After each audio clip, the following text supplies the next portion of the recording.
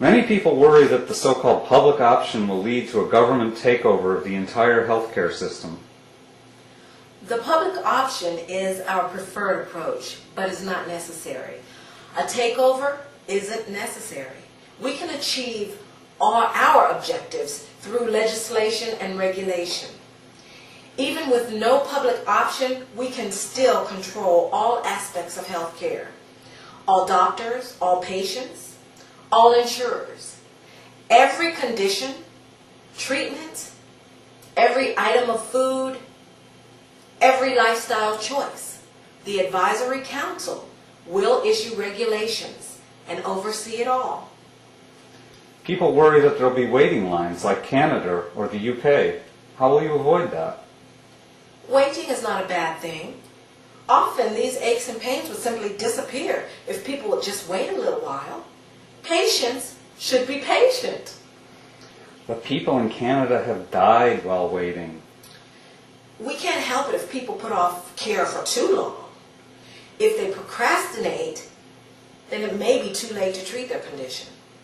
But if they didn't procrastinate, they were told they had to wait in line. Sometimes we ask our fellow citizens to make a heroic sacrifice for the greater good of the country. Citizens have duties.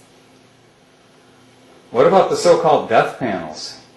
Healthcare expenses at the end of life are enormous. How will you control it?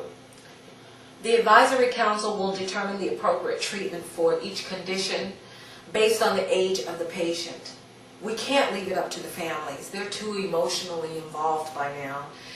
And we can't leave it to the doctors because they seem to have too much empathy for their own patients. The Advisory Council will be detached and unemotional. For example, they can decide whether that pacemaker is appropriate based on the expected years of life of the patient and the economic value of those remaining years. So you'll use a cost-benefit analysis of a human life, like the UK. Yes, that's right. What dollar value will you put on 1 year of life?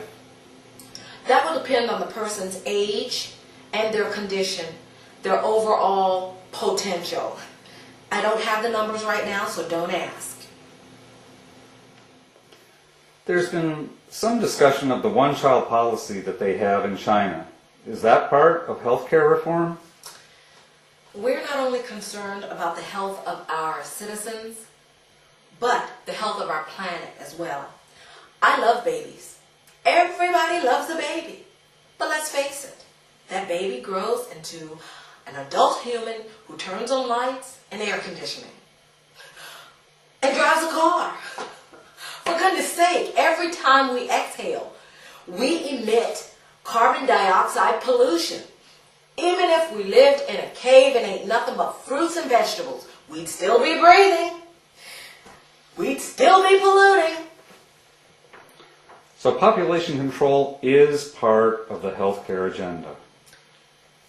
Listen, we can't be healthy people if we're living on an unhealthy planet. A healthy planet requires that we reduce the number of polluting inhabitants. It's imperative that we reverse population growth. We need population shrinkage to have a healthy planet and healthy inhabitants.